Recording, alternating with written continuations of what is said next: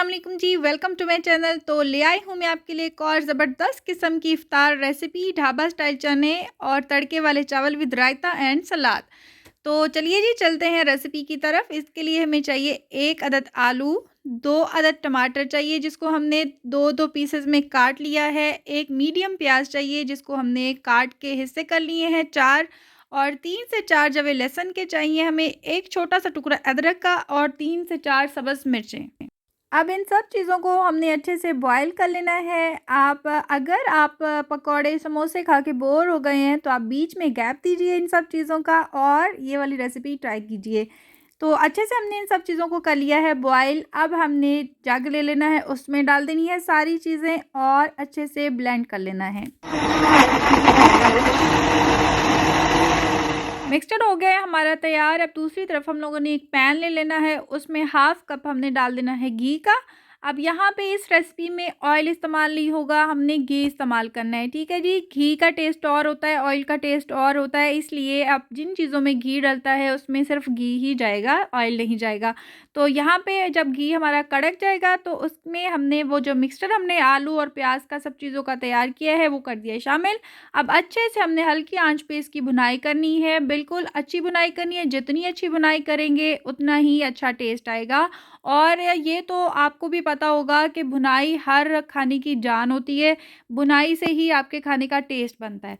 तो हमने कर दी है जी अच्छी सी इसकी भुनाई, कम से कम 5 से 6 मिनट लगेंगे आपको भुनाई करने में। उसके बाद हमने इसमें शामिल कर देने हैं पिसे हुए मसाले, जिसमें है सूखा धनिया हाफ़ टी स्पून, पिसी हुई लाल मिर्च 1 टीस्पून, कुटी हुई लाल मिर्च यानी कि चिली फ्लेक्स 1 टीस्पून, भुना हुआ सूखा धनिया और ज़ीरा पाउडर, ठीक है जी। इसके अलावा नमक हस्बे ज़रूरत और कस्तूरी मेथी यानी कि कसूरी मेथी, ठीक है जी, वो ले ली हमने खुशबू के लिए हाफ़ टी स्पून। अब इन सब चीज़ों को हमने डाल दिया है, अब अच्छी तरह से इसको हमने भूनना है। फ्लेम आपने मीडियम रखनी है, ना ज़्यादा हाई होनी चाहिए ना लो होनी चाहिए, मीडियम फ्लेम पे हमने ये सारा प्रोसेस करना है। अच्छे से भूनने के बाद इसमें डाल देंगे उबले हुए चने। तो चने आपके पास उबले हुए पड़े हुए होंगे, अगर आप चना चाट बनाते हैं तो वही चने आप यूज़ कर सकते हैं। उबले हुए चने हमने डाल दिए इसमें। अब इनको हम अच्छे से मिक्स कर लेंगे। इतना अच्छे से मिक्स करना है कि मसाला जो है चनों के अंदर तक चला जाए। अच्छी तरह से आपने मीडियम फ्लेम पे इसकी भुनाई फिर से करनी है। जब आपको लगे कि घी ऊपर आ गया है तो फिर हमने इसमें पानी शामिल करना है। तो अगर तो आपने अभी-अभी चने बॉयल किए हैं तो आपके पास जिस पानी में आपने चने बॉयल किए हैं वो पानी आपने निकाल लेना है और वही पानी आपने इसमें शामिल करना है, ठीक है जी। अब इसमें डाल देंगे योगर्ट। योगर्ट मसाले के लिए बहुत अच्छी ग्रेवी बनेगी इसकी। आपने हमेशा जो है दही डालते हुए चूल्हा बंद कर दें या लो कर दें, इससे जो है गुठलियाँ नहीं बनती हैं, फुट-फुट से नहीं बनते हैं। तो यहाँ पे हमने 2 चम्मच डाल दिए हैं दही के। अब इसको हम अच्छे से मिक्स कर लेंगे।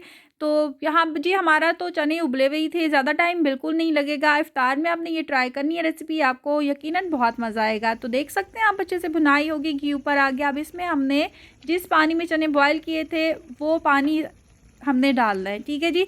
हस्बे ज़रूरत हमने साथ-साथ डालते जाना है। आपने पानी का छींटा लगाना है तो उसी पानी का लगाना है। अगर आपके पास ऑलरेडी चने उबले हुए पड़े हैं तो फिर कोई मसला नहीं है, आप दूसरा प्लेन वाटर भी इस्तेमाल कर सकते हैं। तो बस जी यहाँ पे ऑलमोस्ट हमारा खाना रेडी हो चुका है। इसमें अब हमने एंड में जो मसाले डालते हैं वो हमने डालने हैं। यहाँ पे हमने गरम मसाला शामिल कर दिया है और काला नमक अब डालेंगे इसके अंदर हम थोड़ा-सा हस्बे ज़रूरत। काले नमक का अपना ही टेस्ट होता है, लेकिन अगर आपके पास नहीं है तो आप मत डालें। मैं हमेशा यही कहती हूँ कि आप खुद को परेशान ना किया करें, जो चीज़ें आपके पास ईज़िली अवेलेबल होती हैं आप वही डाल लिया करें। लेकिन अगर आपने same as it is recipe बनानी है तो फिर उसके लिए आपको ये चीज़ें चाहिए होंगी। बाद हमने इसमें डाल देना है बेकिंग पाउडर। अब बेकिंग पाउडर हमने क्यों डालना है, सिर्फ चुटकी भर के डालना है। इससे इसका फ़ायदा ये होता है कि इससे चने जुड़ते नहीं हैं, अलग-अलग रहते हैं। अक्सर ऐसा होता है कि चने जो चिपक जाते हैं, बिल्कुल भी नहीं चिपकेंगे या पिचकेंगे, अलग-अलग से रहेंगे, ठीक है जी। यहाँ पे काली मिर्च डाल दी है थोड़ी-सी और लीजिए जी हमारा जो है चने का सालन हो चुका है तैयार। चाहे आप इसको सहरी में पराठे के साथ खाएँ, चाहे आप इसको राइस के साथ खाएँ। अब जी हमने इसको हल्की आंच पे थोड़ी देर पड़े रहने देना है। उसके बाद हमने डाल देना है सब्ज़ मिर्चें और हरा धनिया गार्निशिंग के लिए।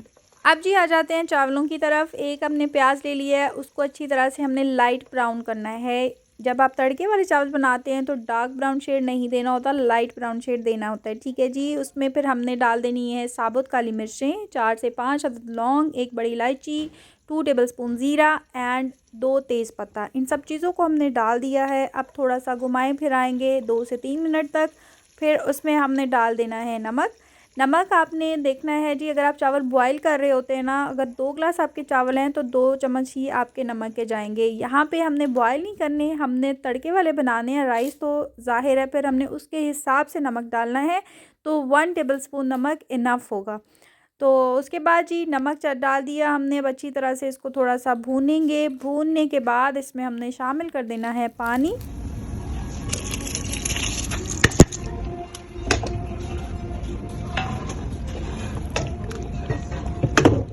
यहाँ पे जी आप देख सकते हैं मज़ेदार सा खाना हमारा रेडी हो चुका है। रायता भी हमने तैयार कर लेना है, ग्रीन चटनी का रायता बनाएं। साथ में आपने छोटा छोटा सा सलाद काट लेना है, जिसको हम कचूमर भी बोलते हैं। अब आपने ऐसा सलाद ऊपर लेमन स्क्वीज़ कर देना है, काली मिर्च थोड़ी सी डाल देनी है या चाट मसाला डाल देना है। तो आप खाइएगा और मज़े लीजिएगा और दुआएं दीजिएगा साइमा बाजी को, क्योंकि ये रेसिपी मैंने उनसे ली है स्पेशली, क्योंकि उस दिन उन्होंने बनाई थी इफ्तार में और मुझे देख के बहुत मज़ा आ रहा था। मुझे लग रहा था कि ये बहुत यमी होगा, तो फिर मैंने बोला कि आप मेरे साथ रेसिपी शेयर करें ताकि मैं भी बनाऊं और अपनी प्यारी सी ऑडियंस को भी बताऊं।